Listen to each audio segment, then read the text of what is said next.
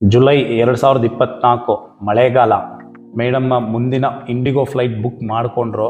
ಆದರೆ 22,000 ರೂಪಾಯಿ ಮುಂಡ ಮೋಚ್ತು.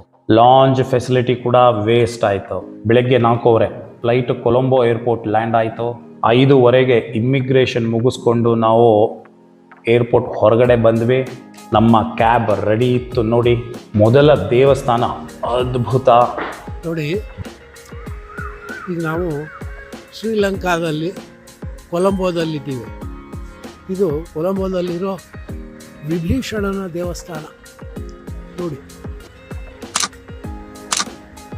ಭಕ್ತಿ ಸಾಗರ, ಸಾವಿರ ಗಟ್ಟಲೆ ಜನ, ನಯನ ಮನೋಹರ ಹೋಗ್ತಾ ಇದ್ದಾರೆ. ಓಹೋ, ಇದು ನೋಡಿ ಬೋಧಿ ವೃಕ್ಷ. ನಮ್ಮ ದೇಶದಿಂದನೇ ತಂದಿರೋದು ಇದು, ಬೋಧಗಯಾದಿಂದ. ಓಹ್